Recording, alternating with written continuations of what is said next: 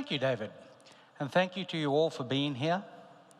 It's been a long week, and I trust that it's been an insightful and valuable week.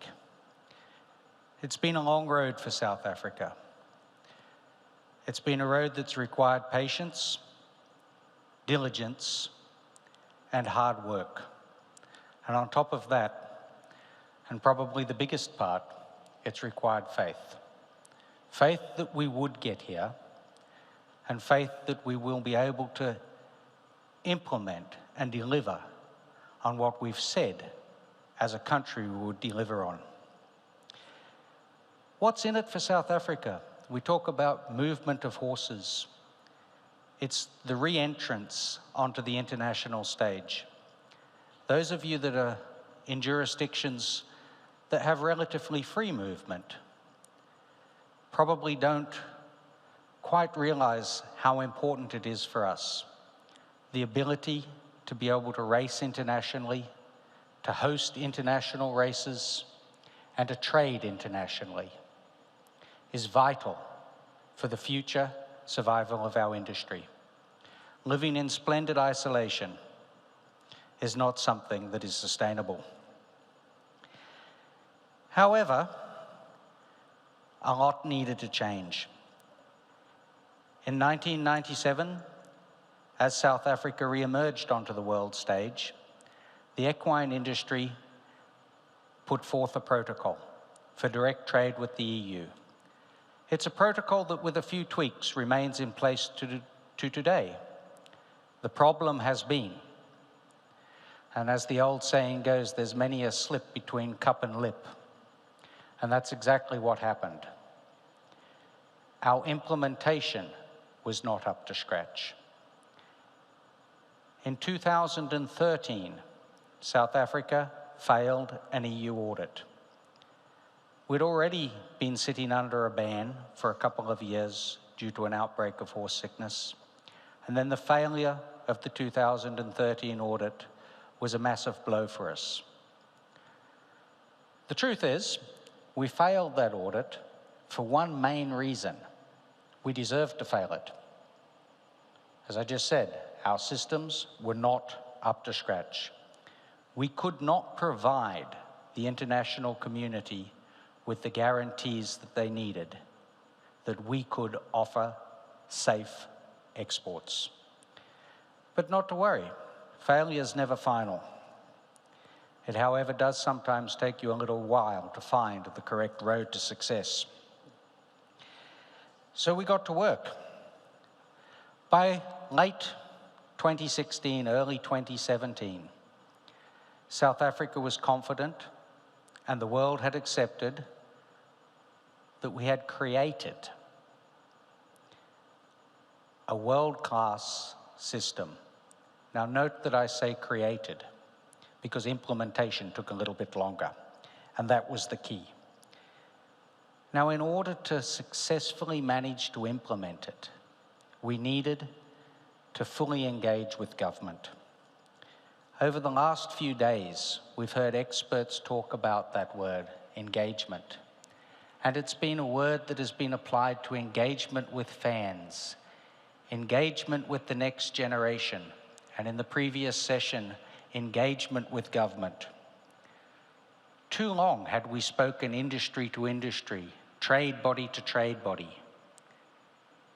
Governments agree protocols with governments. What was needed was a solid public-private partnership. And that is what we have managed to create. We worked hard.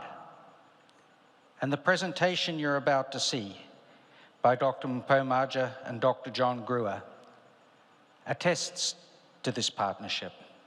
A successful partnership, and this can be applied not just to veterinary services, but to all areas of our sport, needs everybody to play open cards, put everything on the table. Engagement with government needs to be on the basis of one industry, one voice. Building a business case to show government both the social and the economic impact of what the industry does. Veterinary services, why are you going to work with horse racing, to export horses, when there's so many other areas in agriculture that are clamoring for your assistance as well? What can breeding and racing offer the industry, or the industry offer the country, I mean to say? That was what we had to get to. None of what we've achieved and what you're about to see up there would have been possible without this successful public-private partnership.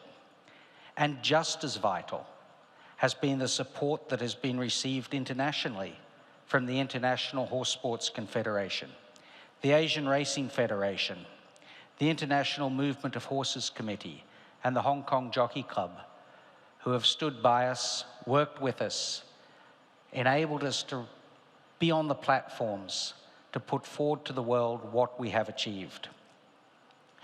We've also had some learning to do here in South Africa, and that was that we needed to unite. A partnership with government can only work when industry is one, and it shows how vital unity within our own ranks is, because without that, any form of partnership or interaction with government on any level is doomed to failure. But to focus on the movement of horses and where South Africa is, the design of the system, creating the comfort levels within the international racing and breeding community that the system was solid, was implemented, and was sustainable. Make no mistake, trade is also a massive part of this, trade politics. It is the partnership that allowed us to get onto the international political platforms within the European Union to negotiate getting the vital audit that we needed. It took a while, but it's now been achieved. The European Union will arrive in South Africa to commence their audit on the 20th of April. You will now see the timelines and the strategy from audit to export. Throughout this, we've nurtured our public-private partnership. We will continue to grow it. And we hope now that as an industry, South Africa can grow that partnership in other areas of the industry. It's important for our future. So we stand here today before you with what we consider a fully implemented and operational world-class disease control system. After that, Dr. Dungu, as David said, will take us through a following complementary step that is also vital to the long-term future: the further development of new and improved vaccines. We're working on a philosophy here of continuous improvement. We will keep continuing to improve the system and the partnerships. So without any further ado, I'd like to ask Dr. Mpo Maja, our Director of Animal Health, without whom we would have never been able to get to the stage we're at or form the partnership that we've had. I think we can all very proudly say that this is something that our country can be proud of, this partnership between industry and government. I'll turn over to Dr. Maja. Thank you very much.